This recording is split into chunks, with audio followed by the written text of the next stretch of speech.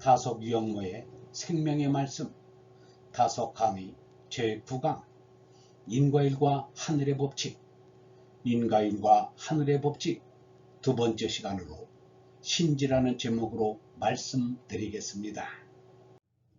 두 번째 신지 다음 강의에 말할 제목으로 내걸려고 한 것인데 오늘 이대로 다 말씀이 될지 안 될지는 모르겠습니다만 신지라는 말을 할 생각이었습니다. 신과 귀신의 내용이 다른지는 모르겠습니다. 동양에서는 귀신이 나옵니다. 귀신은 돌아가고 나오는 귀신을 말합니다. 곧 순환하는 자연이 귀신입니다. 자연은 변합니다. 변화하는 자연을 알자는 것입니다. 세상에는 여러 신이 있습니다. 함부로 부인할 수도 없습니다. 신은 헤아릴 수 없는 불측의 존재입니다. 잘 알지 못하지만 실제 한 것 같아서 찾아갑니다. 절대의 신이라든지 유일의 신이라든지 그 조건이 같다고 하더라도 우리가 넉넉히 끄집어낼 수 있는 존재가 아닙니다. 더구나 신이 하나인데 유일신이라는 말은 또 어떻게 나왔는지 모르겠습니다. 유교에서는 신을 불가침한 존재라고도 합니다.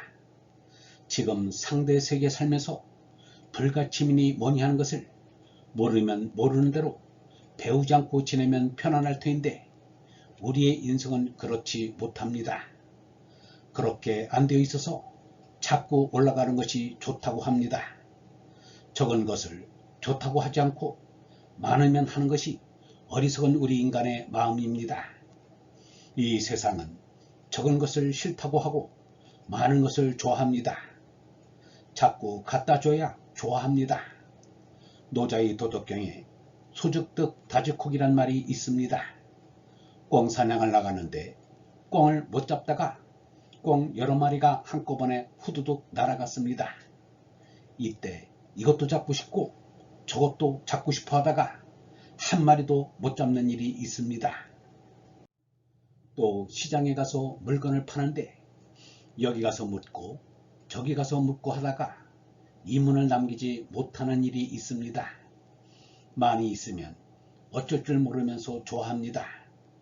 많은 꿩 중에서는 제일 못난 것이라도 한 마리 잡겠다고 할 때 잡게 됩니다. 이렇게 해야 하지 다지콕은 소용이 없습니다. 소죽득입니다. 종단에 가서는 하나를 얻는 것입니다. 이 상대 세계에서 그 하나도 어차피 내버려야 합니다. 어리석은 사람이 이 세상이 넓다고 이것저것 만든 것이 많은데 원형 하나가 제대로 잘 되어나가면 이러한 일이 없습니다. 알지 못한 것을 알려고 하다가 점점 모르게 됩니다. 이것을 지나치게 하다가는 점점 모르게 되니 걱정이 아닐 수 없습니다. 부잣집 자식이 못쓰게 되는 이유가 여기에 있습니다. 이것저것 하다가 망합니다. 점점 더 회의를 갖게 됩니다. 여간 정신을 차려야 하는 것이 아닙니다. 요즘 서점에 마르크스와 예수 뭐 이런 책이 있다고 합니다. 마르크스와 예수 사이에 뭔가 공통되는 것이 있을 것입니다. 그런데 예수의 이름을 부르는 사람이 하나님이 일러주신 말씀 그대로 하면 공산주의가 어디 있을 수 있습니까? 나올 수 없습니다.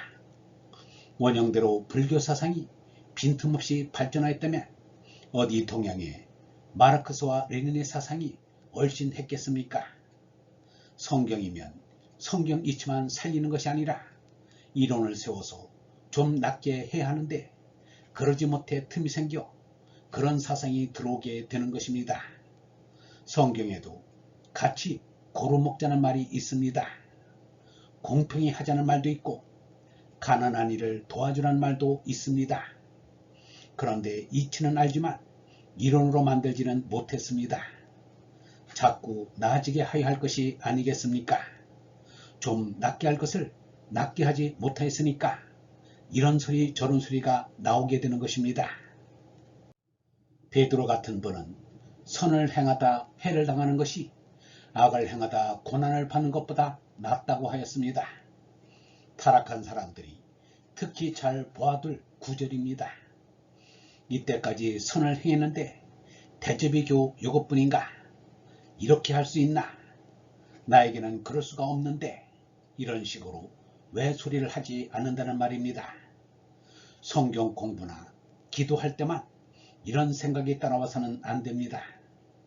누구네 아들은 부자가 되고 누구네 아들은 장군이 되었다고 부러워하는데, 이것은 가룟 유다의 정신을 쫓는 것입니다.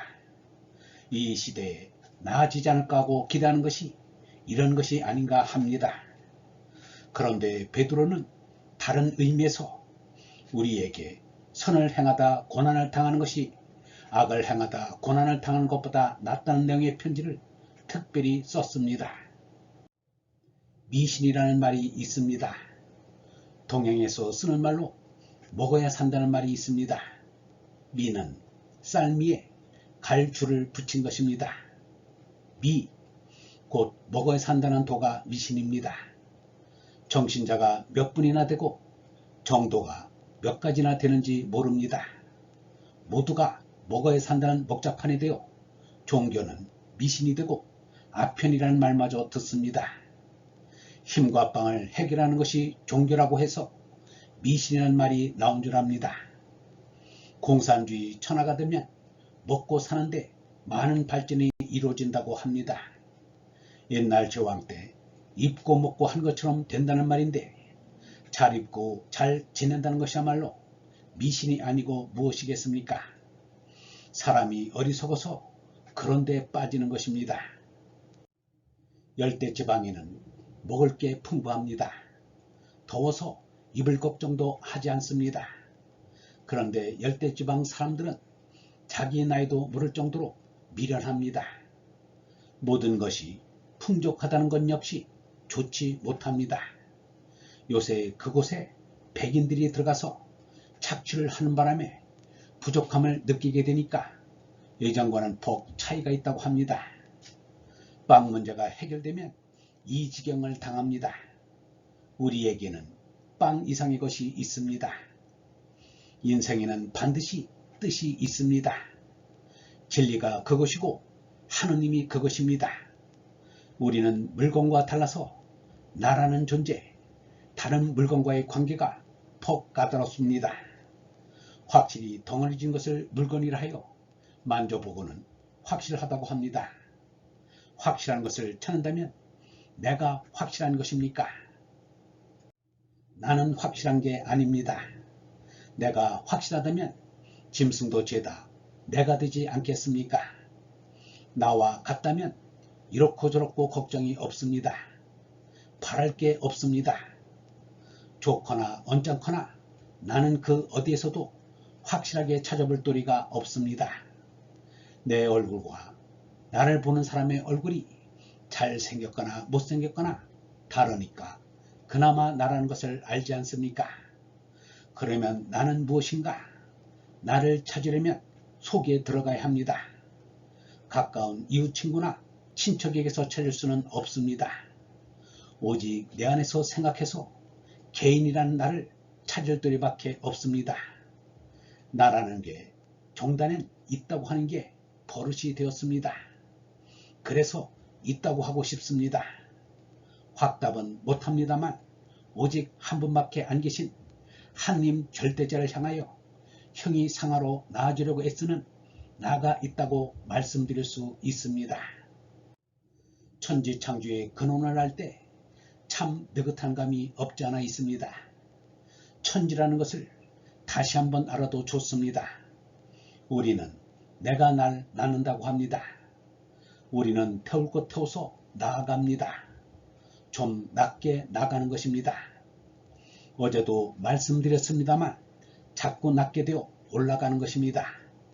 이 땅 위에 모든 것이 있다고 하여도 있다고 하는 것이 버릇이 되어 있어도 있다고 하지 않습니다. 없다가 있고 있다가 없어지는 것입니다. 있다가 가보세요. 있는 것이 있나? 다 없어집니다. 있다가 없습니다. 지금 돈을 좋아하는데 대통령의 얼굴 때문에 좋다고들 하는지 모르겠습니다. 한 장이라도 더 벌려고 애를 씁니다. 그야말로 있다 없는 것이고 없다 있는 것인데 거기에 무슨 뜻이 있는지 모르겠습니다. 로마 시대에 황제의 얼굴을 박은 것과 다름이 없습니다. 바리새인들이 하던 짓과 다름없이 똥 싸고 지내는데 미식개밖에 더할 것이 있습니까? 100년이나 200년 후에는 전부 미식개로 없어질 게 뻔합니다. 폐기하는 돈으로 장판지를 만든다는 얘기를 들었습니다. 엉덩이 밑에 깔리는 그것도 미식개나 마찬가지입니다. 뭐가 확실하고 확실히 있다는 것인지 알 수 없습니다. 그러니 하느님을 그리워하며 나갈 수밖에 없습니다. 나는 내 마음대로 되는 나가 아닙니다. 그래서 그리스도교에서도 자살은 죄라고 합니다. 그것은 우리의 생명이 하느님의 것이라는 성경 말씀대로 내 것이 아니라 하느님의 것이니 내 마음대로 처리하면 안 된다는 말입니다.